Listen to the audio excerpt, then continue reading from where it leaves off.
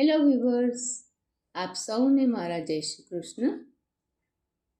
આજે પરમ પવિત્ર એવા અધિક જ્યેષ્ઠ માસનું પ્રથમ દિવસ. અધિક માસનો મહિમા જેટલો કહીએ એટલો ઓછો છે.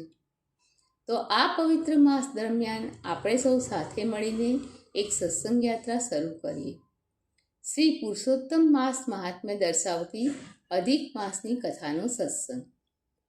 પ્રથમ દિવસની શરૂઆત શ્રી હરિની પ્રાર્થનાથી કરીએ અને આપણા આ સત્સંગને પ્રભુ શ્રી કૃષ્ણ પરમાત્માને અર્પણ કરીને શરૂ કરીએ.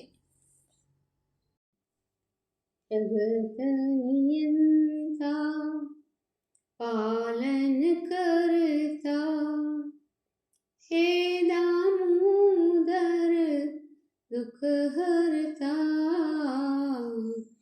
હે જગદીશ્વર હે પરમેશ્વર હે માધવ તમે સુખ કરતા જગત નિયંતા. અધ્યાય પહેલો. પહેલા અધ્યાયનું નામ છે સુખદેવજીનું આવવું અને એની શરૂઆત મંગલાચરણથી થાય છે.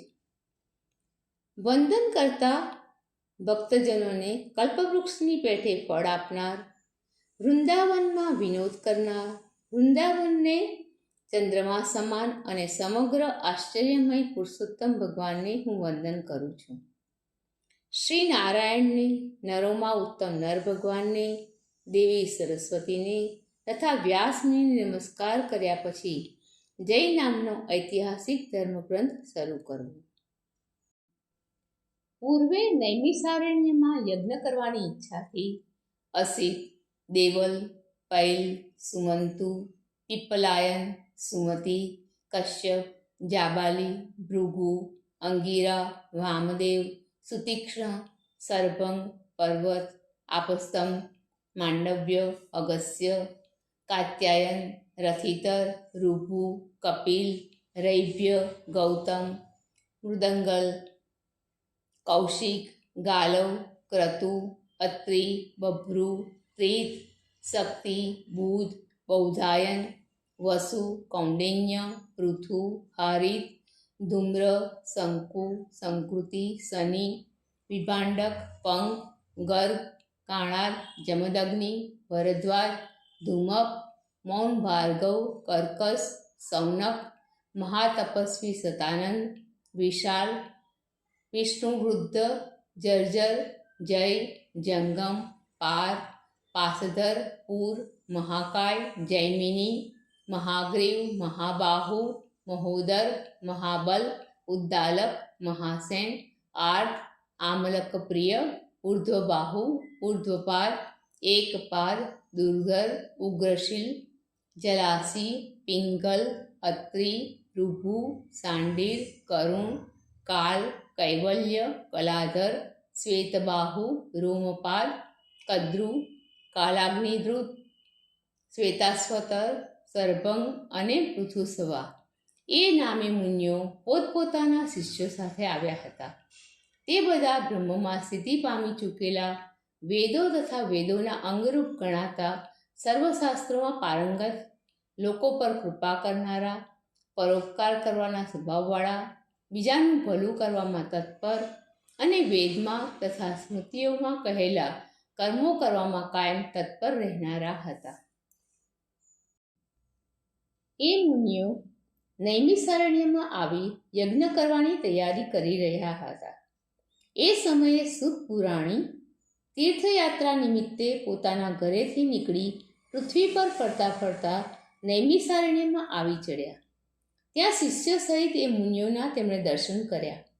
એટલે સંસાર સમુદ્રથી તારનારા એ મુનિઓને નમસ્કાર કરવા સુત પુરાણી જ્યાં તે મુનીશ્વરો હતા ત્યાં અત્યંત હર્ષિત થઈને ગયા. તે વખતે તેમણે રાતી છાલના વસ્ત્ર પહેર્યા હતા. તેમનું મુખ પ્રસન્ન હતું, તેમજ શાંત, પરમાર્થ જાણવામાં અતિ કુશળ, સમગ્ર ગુણોથી યુક્ત, પરમાનંદમાં મગ્ન, ઊભું તિલક ધારણ કરનારા અને પ્રભુના નામની નિશાનીઓથી શોભી રહેલા તે સુતે ગોપીચંદનની માટીથી શંખ ચક્રના દિવ્ય ચિહ્ન ધારણ કર્યા હતા. તુલસીની સુંદર માળા તેમના ગળામાં શોભી રહી હતી. મસ્તક પર જટાનો મુકુટ હોવાથી તે સુશોભિત લાગતા હતા અને શ્રીહરિનો શ્રેષ્ઠ નામ મંત્ર અદ્ભુત શરણરૂપ હોય તેને તે જપી રહ્યા હતા. સર્વશાસ્ત્રોના અર્થ તથા સાર જાણનારા, સર્વ લોકોનું હિત કરવામાં તત્પર, જીતેન્દ્રિય, ક્રોધ જીતનારા, જીવનમુક્ત, જગતના ગુરુ, શ્રી વ્યાસમુનિની કૃપાના પાત્ર અને વ્યાસમુનિ જેવા જ અત્યંત નિષ્પૃહ તે સૂતને ત્યાં આવતા જોઈને નૈમિષારણ્યના એ બધા મહર્ષિઓ એકદમ ઊભા થયા અને જાત જાતની અદ્ભુત કથાઓ સાંભળવાની ઈચ્છા રાખી એ સૂતની ચારે બાજુ વીંટળાઈ વળ્યા. પછી સૂતે પણ વિનયુક્ત થઈ હાથ જોડી તે સર્વ મહર્ષિઓને વારંવાર દંડવત પ્રણામ કર્યા. ઋષિઓ બોલ્યા, હે સૂત, ઓ સૂત, તમે લાંબો કાળ જીવો. તમે મોટા ભગવત ભક્ત છો. અમે તમારા માટે આ અતિ સુંદર આસન ગોઠવી મૂક્યું છે. તેના પર હવે તમે બેસો. હે મહાભાગ્યશાળી સૂત, તમે થાકી ગયા હશો. એમ કહી બધા બ્રાહ્મણ તપસ્વીઓ પોતપોતાના આસને બેઠા. એટલે સૂત પુરાણી પણ સર્વ મુનિ સમુદાયને તપની વૃદ્ધિ વિશેનો કુશળ પ્રશ્ન વિનયપૂર્વક પૂછી એ ઋષિઓએ બતાવેલા આસન પર આનંદથી બેઠા. એમ સૂત પુરાણી સુખપૂર્વક બેઠા. તે પછી તેમને વિશ્રાંતિ પામેલા જાણી ઋષિઓએ પવિત્ર કથાઓ સાંભળવાની ઈચ્છાથી આ વચન કહ્યું. ઋષિઓ બોલ્યા, હે સૂત, હે મહાભાગ્યશાળી સૂત, હાલમાં તમે એક જ ભાગ્યશાળી છો, કેમ કે તમે ગુરુની કૃપાથી વ્યાસમુનિના વચનનું રહસ્ય જાણો છો. હે વ્યાસના શિષ્યોમાં શિરોમણી, તમે સુખી છો ને? આજે લાંબા સમયે તમે વનમાં કેમ દેખાયા? તમે પ્રશંસાપાત્ર અને પૂજ્ય છો. હે મહાભાગ, આ અસાર સંસારમાં હજારો સાધનો સાંભળવા લાયક છે. તેમાં જે સાધન વધારે કલ્યાણકારી, અતિશય નાનું, સારું, શુભદાયક તથા સંસાર સમુદ્રમાં ડૂબતા મનુષ્યોને પાર પહોંચાડનારું તમારા મનમાં નક્કી કરાયું હોય તે અમને કહો. અજ્ઞાનરૂપ અંધકારને લીધે આંધળા બનેલા લોકોને નેત્ર આપવામાં તત્પર રહેતા હે સૂત, સંસારરૂપ રોગને મટાડવામાં રસાયણ સમાન શ્રીહરિની લીલારૂપ રસથી યુક્ત અને પરમાનંદ મોક્ષપદનું કારણ જે કોઈ કથાસાર હોય તે અમને જલ્દી કહો. સૌનકાદી મહર્ષિઓએ એમ કથા સાંભળવા માટે પૂછ્યું. ત્યારે સૂત પુરાણી બે હાથ જોડીને બોલ્યા. સૂતે કહ્યું, હે મુનિઓ, તમે બધા સાંભળો. હું તમને મનોહર વૃત્તાંત કહું છું. હે બ્રાહ્મણો, પ્રથમ હું પુષ્કર તીર્થમાં ગયો હતો. ત્યાં પવિત્ર ઋષિઓ, દેવો તથા પિતૃગણોને તૃપ્ત કર્યા પછી ત્યાંથી પાપરૂપ બંધનનો નાશ કરનારી યમુના નદી પર ગયો હતો. પછી બીજા તીર્થોમાં પણ અનુક્રમે જઈ હું ગંગા નદી પર ગયો હતો. ત્યાંથી કાશી જઈ પછી ગયા ક્ષેત્રમાં ગયો હતો. ત્યાં પિતૃઓનું પૂજન તર્પણ કરી ત્યાંથી વેણી અને કૃષ્ણા નદી પર ગયો હતો. ત્યાં સ્નાન કર્યા પછી ત્યાંથી ગંડકી નદીના કિનારે પુલહ ઋષિના આશ્રમમાં ગયો હતો. પછી ધેનુમતી નદીમાં સ્નાન કરી ત્યાંથી સરસ્વતી નદીના કિનારે ગયો. હે બ્રાહ્મણો, ત્યાં હું 3 રાત્રિ રોકાણ કર્યું હતું અને પછી ત્યાંથી ગોદાવરી, કૃતમાલા, કાવેરી, નિર્વિંધ્યા, તામ્રપર્ણિકા, તાપી, વૈયાહસી, નંદા તથા નર્મદા નદી પર હું ગયો હતો. ત્યાંથી ચર્મણવતી નદી પર જઈ પછીથી હું શેતબંધુ રામેશ્વર તીર્થમાં આવ્યો હતો. ત્યાંથી શ્રી નારાયણના દર્શન કરવા હું બદ્રિકાશ્રમ ગયો હતો. ત્યાં નારાયણના દર્શન કરી તપસ્વીઓને વંદન કરી તે નારાયણ દેવની સ્તુતિ કરીને હું સિદ્ધક્ષેત્ર સિદ્ધપુરમાં આવ્યો હતો.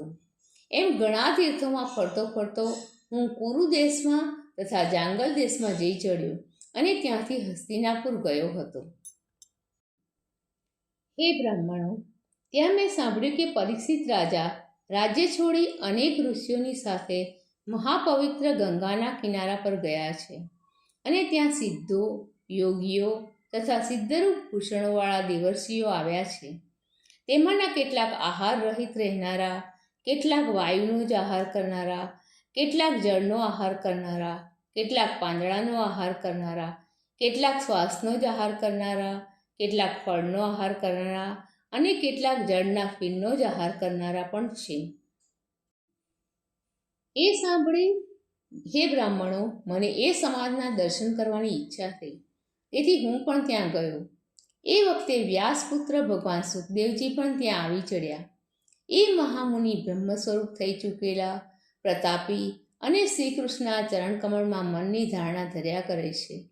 વળી એ 16 વર્ષની ઉંમરના યોગીઓના ઈશ્વર, શંખ જેવા કંઠવાળા, અતિ ઉન્નત, ચળકતા કેસથી વીંટાયેલા મુખવાળા, ભરાવદાર હાંસડીવાળા અને પ્રકાશથી કાંતિવાળા છે.